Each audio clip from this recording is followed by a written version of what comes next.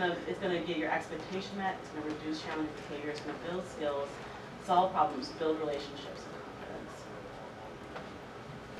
Well, so while we're just kind of waiting for people to come back, let's talk about A and C.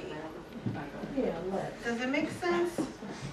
Well, A is very clear. It's like, no. A is what we do most of the time, right? Yeah. C is what we do when we're kind of like, Or a supervisor. all right, I'm not gonna push this right now. I'm gonna let it go for now.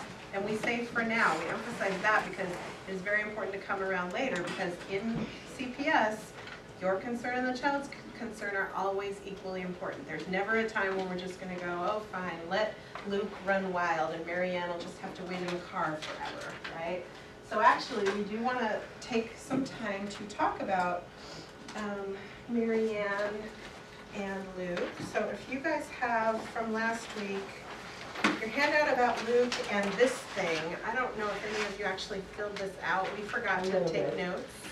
Okay, so you might be able to help guide us through, remind us just what were some of the big concerns about Luke's behavior? What was our problems to be solved? We had, I know that he was making Marianne wait in the car at the skate park, and then so he was very attached to his skateboard, but it's okay, you're fine. People keep watching. I'm trying. It's okay. Which expectations seem especially hard? Who does a child seem to struggle around? Where and when does a child seem to be more triggered? I think we made our list of problems to be solved was one was him at the skate park, or his relationship with his skateboard. And that he uses it as a weapon. We're very concerned about that, right? Another problem to be solved we had was him talking to friends unapproved. Yes. Another problem to be solved was, well, Marianne is walking on eggshells and we don't know why, like, because he's explosive, okay? Unapproved friend on the phone. Unapproved friends on the phone. What else was there? He wasn't leaving when it was time to yep, go that was home. the other one. Oh, yeah. She was having to stay an hour longer. She was waiting in the car. So out of those things, you know, as experienced foster parents, what things would you feel like I really need to come in with a plan A? I have a concern about safety, health, learning, impact on other people. What things strike you as like big enough to impose your will? You just say Yeah. Excellent. Yes. Good answer. And can you think of something that we might table for later? the phone call, leave a friend. Okay. Even though Maple Star might be mad at you if you let him talk to whoever he wants to. But you're gonna just let your FCC know and. Yeah, he's Put it doing on the this, notes. but I'm trying to make, yeah, put it on the notes. It's something that can be tabled for a plan B later where we might talk to him about like, well, you want to talk to these people. Let's talk about why it's important. Who are they? And my concern is if they're not approved, what can we do about it? And hopefully he'll come up with the idea rather than you coming up for him. Hey, let's just talk to the caseworker about getting them approved on my phone list, right? It's easy. It's an easy problem to solve. Whereas the problem with the skateboard and the trigger about mom, right? Because that was the trigger, was that the kid was talking about his mom, and that's what made him hit with it. That's a bigger, deeper, that's not a low-hanging fruit. Did we talk about low-hanging fruit in this class? Okay. So what we really want to just remember is that, you know, we take our list of problems to be solved and we prioritize them. I need to pursue, you know, plan B with this one now. For this one, you know, it involves safety, health, and learning or impact on others. So I'm going to pursue with a plan A for now. This one, you know, this will be the one we address with plan B. I'm going to let this one go for now, and I'll address it later with a plan B. So really we're looking to see what problems we want to prioritize and work with. It's helping organize the way we're going to approach the child. Which is back to this like spinning wheel of like, we've assessed what we've got to work with here. We know what the problems are and what the triggers and stuff. Now we're planning, how are we going to approach? What things are we going to prioritize? What are we going to let go, right? And then we'll move into intervention. Once we've decided which we're going to do, then we move into intervention. So we are going to start talking about the details of how to do a plan B as an intervention. Ready? Okay, and this is a a lot to cram into a half an hour, but we're gonna give it our best and we'll follow your pace, and this is where it gets exciting, because you're gonna be actually practicing those Plan B things, okay? So there's 3 steps to a Plan B process. Number 1 is empathy and understanding. You want to establish some kind of rapport with the child in that moment so that they're not escalated by the fact that you're talking. And if they are, it's not the right time to do it. And you may not get here for quite some time, because children have to get used to you and used to your home, and it may involve some creative approaches. It may involve taking a walk together or doing something fun together, just talking not during a time of day that tends to be hard for the child. You're taking all those triggers into account and saying, okay, maybe the best time to talk to this kid is when we're having a snack after school. This is when I'm going to bring up things I'm concerned about, okay? So establishing empathy understanding is number 1. Number 2 is defining the problem from both sides of both people involved, my concern and the child's concern. And then the 3rd step is we invite the child to start brainstorming solutions with us, and we let them kind of lead that process. We've got our brains on the whole time, and we're guiding them through it, okay? So, we'll look at them one at a time. So step 1 is establishing empathy and understanding, and this is the step we're going to look at in depth today. We'll get to the other 2 steps next week, and we'll probably review this one next week too, because your homework kind of involves some of these concepts. So your job in step 1, there's 2 things that are very important in step 1 that are the main reasons you're even doing this, okay? Number 1 is to get a clear understanding of the child's point of view, okay? That's all you're trying to do, is get their perspective.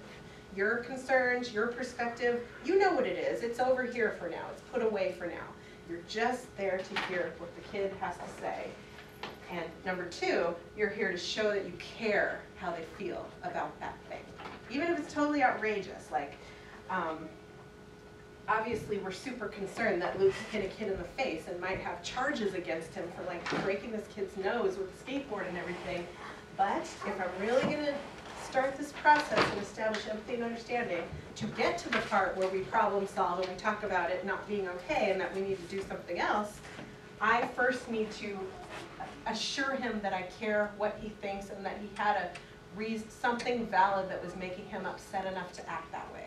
I'm not saying it's totally fine for you to act that way. I'm just trying to hear your side of the story, okay? So I would ask Luke, well, we'll show you how we do that. Yeah, and part of this might be like, sometimes when you're trying to understand a kid, they'll be like, well, you're the dictator of the world, that's why. And so it's like really, stepping back and being like, okay, I know that this is not about me, this is about the kid right now, and we're just trying to get a clear understanding of what's going on in their head. So, yeah, sometimes I am dictator of them. So you're telling me that you feel like I'm a problem. And I promise you, I'm just here to hear your side of the story.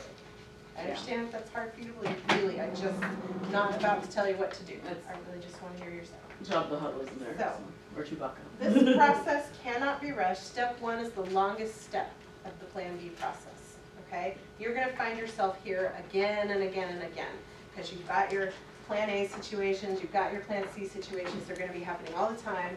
This is a common place you're going to be. It's in just what we call drilling down and trying to ask the kid what was going on and looking deeper and like, what is it about Pal?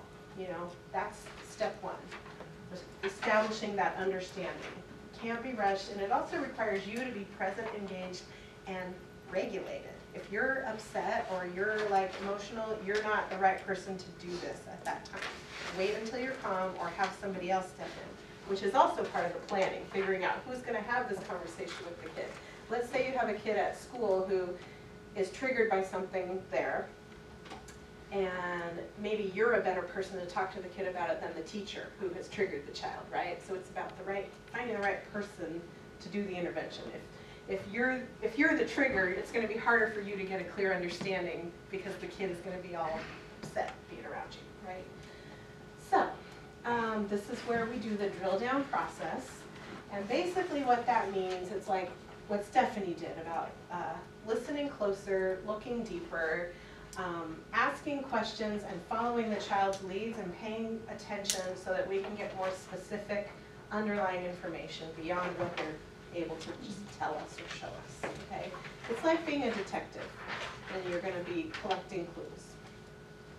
So the first thing you do, and again, this is not a formula, this is like something, eventually we want it to come natural, but there's certain like milestones in it that we want to encourage you to hit. So you start by making a neutral observation and sticking to the facts rather than using like some kind of judging language.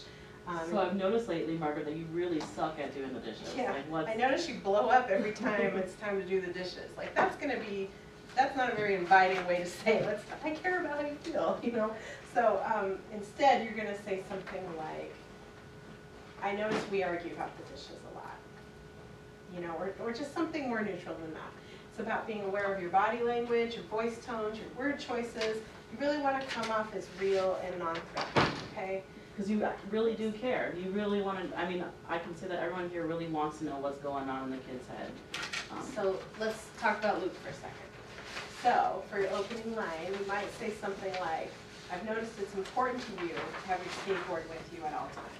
Rather than, I've noticed you hit people with your skateboard, or I've noticed you get upset when I tell you I need you to leave your skateboard in the car. That sounds like you're about to lecture them. Do you guys, you're familiar with the Far Side cartoons? Mm-hmm. Have any of you seen that one where the dog is getting lectured by the parent and all it hears is blah, blah, blah, Fido, blah, blah, blah, you know, or like the Charlie Brown teacher who's like, wah, wah, wah. Like they're ready, when you sit down with them, they're trained and ready to hear a lecture and to hear you tell them what they need to do differently. They're not expecting you to actually like listen, align with their point of view at any point, you know? It doesn't feel like a partnership, and that's what we want it to feel. And it may feel like, because I know sometimes when we're like, you know, it sounds, if we're trying hard to listen, but we're also not listening at the same time because we get defensive and the kid gets defensive. Or we have a great solution that we're ready to put on the table, and that's not plan B because that's our idea. Like we may end up having to bring up our idea and they may like it, but if we bring that up right away, we're missing a whole giant piece of there. Okay? So, you got your opening line, like something neutral, and then you're going to add a question, which is kind of like a way of saying, what can you tell me about this concern I just brought up? Okay, and you give them a chance to respond, you're patient, you're taking their time. There's no pressure here, okay? So let's say Anna's Luke, and I'm Mary Ann, and I'm like, so I know this is something you may not want to talk about. I know your skateboard is really important to you. Yeah. And I've noticed that you like to have it with you all the time. Yeah, are you going to tell me that I can't have it? I'm not going to tell you that. I'm just hoping we can talk about it. Can you tell me why it's important? I do really want to know. Yeah. And I know it's my skateboard. I love it. You love it. Okay. But we'll get farther. We'll go farther with this in a minute. A lot of times we have a child that says, I don't know, which may be related to lagging skills, right? And that's okay if they say, I don't know. Like I asked Luke, why is it important to you? I don't know. Okay.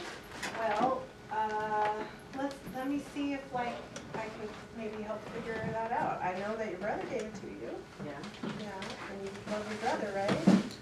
Right. Yeah. So might that be a reason that it's important to you? Yeah, maybe. Right. You know, and just kind of going from there. If you did know.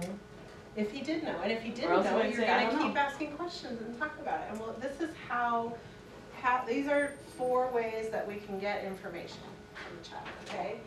We can ask clarifying questions, we can do educated guessing, we can use reflective listening, and we can provide reassurance and validation. We're going to talk about each one of these in depth, okay? So a clarifying question is when you basically are trying to make sure you understand what somebody is saying. So, is this what you mean? It sounds like da-da-da. Like if I said like, you know, let's say Margaret asked me a bunch of questions, I was like, yeah, I love my skateboard, it's blue, and like, I love blue. So a clarifying question would be like, okay, so you like it because it's blue? Yeah. Okay, it's that simple. That's a clarifying question. Okay. So you wanna ask, and doing that, and for some reason, this is like a therapy 101, for some reason, when you do that, it opens up more, like they'll tell you a little bit more. Yeah, each it's time you do blue, that. and like my mom always wore blue, you know, like, or anything, I'm just Oh, making you things know, up. and then you- Okay, so then there's educated guessing, and this works very well with kids who say, I don't know, or with little kids too. Or if they're completely nonverbal, but they can Yeah. say yes or no. It has to do with like, hey, he just keeps saying, I don't know, I don't know, I don't know, and then maybe I make it into kind of a game. Well, can I play 20 questions? And maybe I'm even being kind of silly here, or maybe I'm not, you know, it just kind of depends on the mood.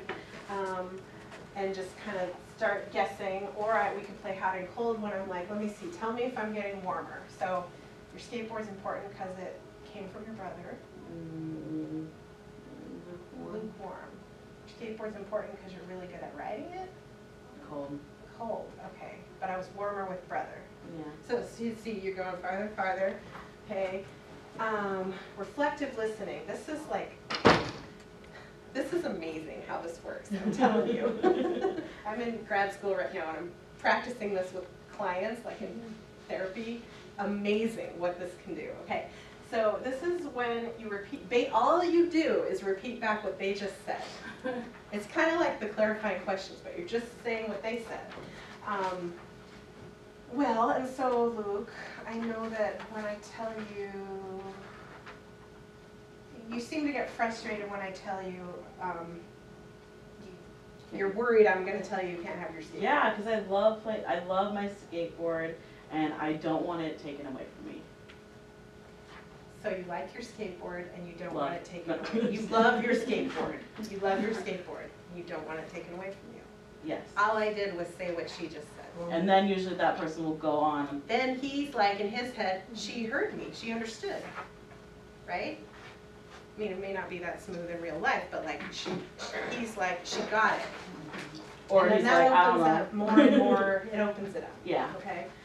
Providing reassurance is something we want to sprinkle in all these questions and kind of interviewing that we're doing.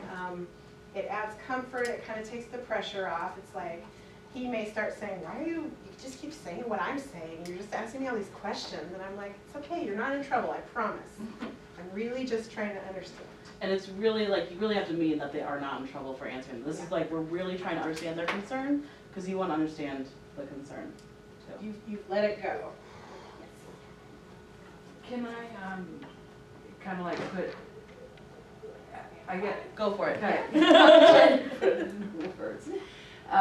So, let's say, because I'm thinking of a lot of things that I've dealt with teen boys over the years, and just getting them to talk about the situation, like they left school because they hit someone, or they left school because the teacher's stupid and they don't like the teacher and they don't want to do the work the teacher's asking, whatever it is.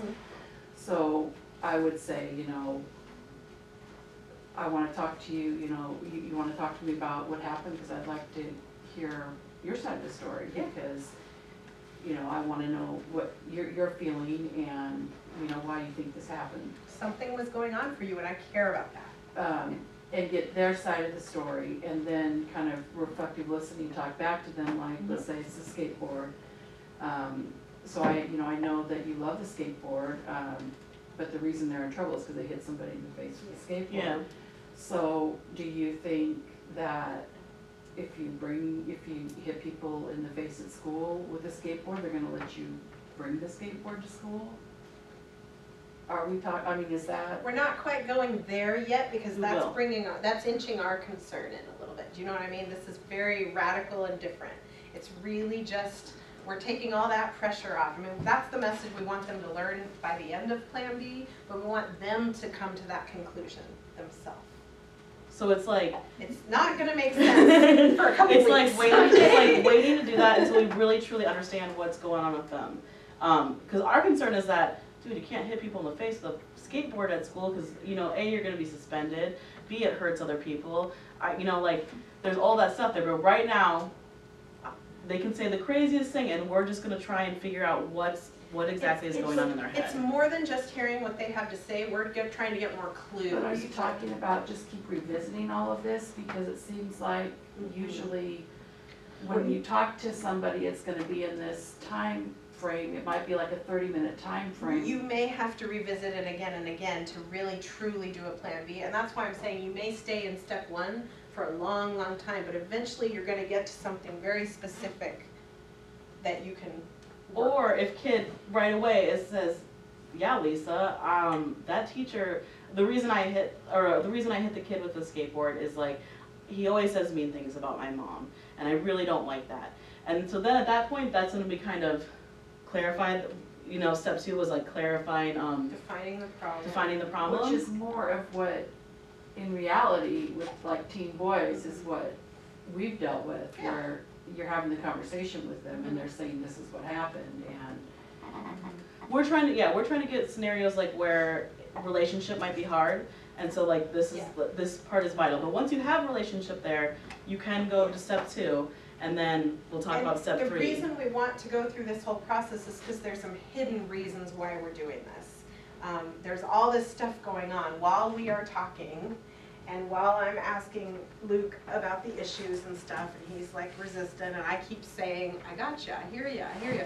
More stuff is happening between us that we can't see, like skills are getting built, and he's trusting me, and every time we do a plan B after that, it's gonna be easier and quicker because we've built this foundation that we're gonna use. We're building social skills, we're building language skills, being able to articulate, you know. I'm helping him think through what happened. We're doing the at this point, we're doing, you Yes, know, exactly. a lot of the those lagging skills we're talking about, we're kind of hitting them on the head. Leading Just in horse this to first water, part, that's yeah. brilliant, that's exactly what we're doing. You guys both have things to say, I'm sorry, we've been just going. Okay, no, I was listening to what she was saying and what you're saying. Would saying something like, I'm not angry at you, I'm just trying to understand. Perfect. With some kids, that's a trigger though, Mhm. you know? You gotta- and with you gotta others, read the it's kid. not. And you gotta know that for that kid, I can't Yeah. say that. There's I'm not gonna gonna say be one one solution for each kid. No, it's And all just- totally Yeah, customized, okay? yeah. And this, I promise this will make more sense as we go. It's really a slowed down thing. It's really awkward to try to fit it in the kind of rushed interactions that we tend to have in real life with these kids. We're trying to figure out that balance, but it's cumulative. The crisis has already happened. You know, this is like the calm talks when you're just hanging out. All billable hours. It's all stuff you can log on. So let's just kind of keep going, and then hopefully this will start making more sense as we go. So when done correctly, drilling down will have phrases like this: help me understand. And these are like how Margaret, this is my personality and my words for it. It's going to be different for LaShonda, it's going to be different for Jen, it's going to be different for Stephanie. Everybody's going to have their own personality. And you're not a robot of CPS, you know. It's going to be more natural than that. So help me understand, you're not in trouble. There must be an important reason behind what happened at school. I know you were upset. I know you don't like to hit people. I know you were trying hard to make it through the day, and that must have felt crappy to you. I do hear what you're saying. Here's what it sounds like you're saying. Tell me more. That's a great, like, tell me more is a great blanket thing to say. You bring up your concern, you know, you bring up your opening line, and then you say, tell me more about that. Tell me more about what happened at school. We are a CPS agency, so really like our strong belief is that this is like, you know, the executive team practices this with each other, practices it with the supervisors that practice it with us. Stacy always says, when I'm like, I'll come in their office, I'm just like, blah, blah, blah, blah, blah, something really broad, and she's like, tell me more. I'm like, I know what you're doing. And I'll be more specific. And the reason I get so excited about that is because she's not just saying, oh, Anna, here's what you can do. I'll fix it for you. It's like, talk you through it to figure out. And it especially works for us because I think very broadly and Stacy thinks very detailed like, so it's like and trying you're coming to get... in the office all upset and Yeah. she's all calm and she's like, oh, I will calm you down. We will work on this, okay? So here's some tips for drilling down to make sure that you're really kind of seeing the philosophy behind it. And actually, before we get into this, in your packets, and this is related to your homework, there is a sheet called Drilling Down, and it's got all the things we just covered kind of on it with explanations. And on the back, it's got a sample conversation between a parent and a child using, kind of sprinkling all these interventions in and kind of showing you that it's not all that formulaic. You're gonna have some reflective listening, some clarifying questions, like kind of at your own and the kid's own style. And this is just kind of an example of how it might sound. And so just remember, this is step one of Plan B. Like, we're not working on, you know, problem solving together quite yet. This is just empathy and reassurance. I love drilling, not grilling. That's one of my favorite things to say. You're trying to get information out of somebody that's probably very reluctant to share with you, or doesn't know how. So we don't want this to be like Law and Order where you got the spotlight on where were you on the night of whatever. It's not like that. It's like supportive questions. These are kind of therapy skills, you know, and you all have these skills. That's why you're therapeutic foster parents. And sometimes the kid will let you know when they're done. Like, stop Yeah. asking me. And so then we're gonna like take a break, pause, and come back, and we'll start again in Plan B, step one. We'll do our walk and talks. We'll go every day and have our walk, and we'll readdress it every day on the walk. Or something. It seems like that would be more, it seems like the drill down will be more, you get more out of it if you do it, not just sitting talking like maybe while you're preparing dinner, Yes. instead of sitting at the table and, Yeah. or, you know, when you're acting like you're kind of occupied, but showing that you're interested. It's less confrontational, Yeah. like, I don't want you to tell me all your feelings. You know, it's more You like, are gonna, you we're know, playing emotionally repair basketball yourself together now. and we're talking about this, or like, I used to do this all the time when I would, life was so busy when I was at FCC that I would arrange to like, well, my visit will be while I'm driving from the school to the Boys and Girls Club with the kid or something, and like talking and drilling down, okay, so there was a problem at school or a problem at the club, let's talk about it while we're going, and it's way easier, first of all, with a kid that you know, and second, when you're not looking face to face in each other's eyes, and he gets to fiddle with the radio or whatever, and you know, just you're kind of taking that pressure off. Playing If they come and sit basketball. in my chair, I guarantee you, they're gonna be like nervous. So, this is so important. This is about the pacing and the slowing down. When you are in step one of Plan B, it's really important to let go of the idea that you are there to fix or correct the child and swoop in with your solution. I know we're all those kind of people. I'm that kind of person. I want to solve the problem, make things better. I've got the empathy piece down, but I know what will work, and I want to do that. The problem is that's too external. We want it to be internal for the child. We want them to be involved in the coming up with the solution. We all love, we call us, you know, we're experts at solving problems. We got this down, you know, but really this is the chance for the kid to practice those skills, to really build those skills inside. And that is why during step one, we're not focused on our solution and our concern necessarily. We're just trying to hear where the kid is at. That's the only purpose of step one. And if you aren't doing that, then it's not a Plan B. If it's your agenda, Okay. then we're doing Plan A. It might be the most Or it's gentle. not a plan at all. It's Yeah. just whatever. But it's not a Plan B. Yeah. Okay. What do you think you could have done different? Would that be part of drilling down? So No, because you're trying to get to a No. solution at that point. Because you're trying to go and get a solution. Okay. Right, that you just want to More validate like, their feelings. how are you feeling about what happened? Yeah. Is a little more open-ended, right? Okay. Because they might volunteer, well, I could have done something different. We don't want them just telling us what we want to hear either. Okay. That's part of it, is we're really genuinely trying to get to whatever their Okay. point of view was. So what if, you know, you have the teen boy and then the next few days you're saying, so how did it go today with the teacher? Or how did it go today with the guy, was there any more Yeah. problems? I mean, is that, That's it. Yeah, That's that's a good absolutely entry. I mean, if you had figured out, so like, are you trying to revisit this part? Like, if you hadn't gone through the rest of the steps, or is? Because you still have a concern about it's just, school. I mean, it's bringing it up again because that's not always so easy when you have older kids. Yeah. Totally. Because they, you know, it's done, it's over, they don't want to talk about it, they don't want to, you know. I would say that's a beautiful opening line. How did it go today? Yeah. You're not saying, I heard it went bad today, or Right. I'm really hoping it went good. Did You're you hit him again today? Like. How did it go?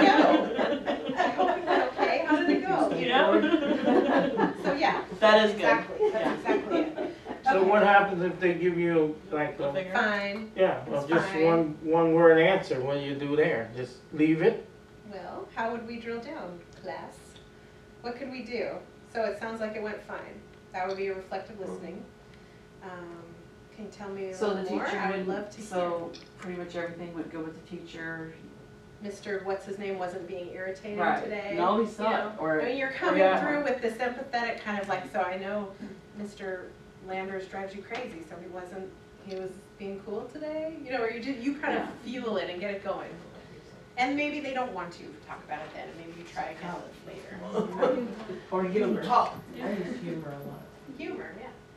So, also our goal here is to get to something very specific, not something general, which can take a while. Every day after school, it's not all gonna happen in one sitting usually. But the more you get to know a kid and the more a problem repeats itself, you'll find it's a little bit easier. You're not quite starting at ground zero, you know, you're kind of starting somewhere. Once you have a lot of that rapport and empathy built between you, you know, it might be easier to figure out, get to drill down faster. So it was this, okay, because like they're more willing to talk to you. Maybe they have like they've been working on their verbal skills and they can, you know, process language a little bit better. But it's going to be slow at first. And there's already facts that you know because you've dealt with it before. So, for example, a tendency to skip school. This goes back to what we did last week. It's not just about being defiant in the classroom. There's a who, what, where, when. We want to know the details. We want to figure out the who, what, where, when, so we can help the child connect. Like I had these brothers on my caseload at one point that shared a room, and they fought all the time. And me and the foster parent would come in and say, we want you to not fight anymore, you know, and that's too abstract. They want to talk about that the one left his shoes on the other one's bed. That's what they want to talk about. That's what we're drilling down to, because that makes sense to them. That's something they are invested in and that they feel strongly about, rather than this, we want you to get along. They're like, well, I'd get along if he didn't leave his shoes on my bed. You know what I mean? So that's what we're going for. And then actually, I think we'll skip this for next week. Yeah, we're going to skip. This We'll is talk too about much. that. Don't look at that. So, questions? Are we overwhelming you? Yes. A little bit? That's okay. No, it's good. I just have a lot of questions. I'll write them down Well, or so email you or. So your homework, and let's just talk about really quickly, I want to make sure you understand clarifying questions, educated guessing, reflective listening, and providing reassurance, because your homework is going to be to, you know, you're already having interactions with kids in your care, and we want you to try to use some of these things in one of those interactions. Just kind of be thinking about these things. So, I'm hoping. And we'd those hope things that make we'd sense. use this in like a situation where there's an unsolved or unmet expectation that's going on in your house. So like with Stephanie, it could have been like, you know, that there was an expectation that, you know, after school we go to PAL because that's part of our household. And so like maybe looking at that as a kid, like, you know, what was up with that? You can do it with any and using these so I to have try and a- get there. Does that make sense what Yeah. you're saying? issue is my husband won't Yeah. put my clothes away. So what do we do, write it on this? Drill You don't down need to and write it on find there. out. I just talk about it. Yeah, because this is what you can Maybe even use it in your log defiance. notes. You know, like, yeah, this is stuff you can use in your log notes for sure. Yeah. But So, just practice using empathy, clarifying questions, reflective listening, and reassurance in terms of drilling down and trying to get the child's specific concern for the unmet expectation. empathy is putting yourself in their shoes. Clarifying question is just, it sounds like you were saying this. Is that what you're saying? Reflective listening is repeating back what they just said. And reassurance, obviously, you know, you're not in trouble. Everything's, I really just want to hear what you have to say. And you can bring that, That drilling must have been down hard for you. thing with you if you want. Okay. Okay? Let's let you Good fly. luck. We'll do some I'm more sure I'll have here plenty next of week. opportunity. Me too. I think you Think of a guys are number. right where you need to be. We'll work on this some more next week. We'll follow up and see how it went and what questions we have.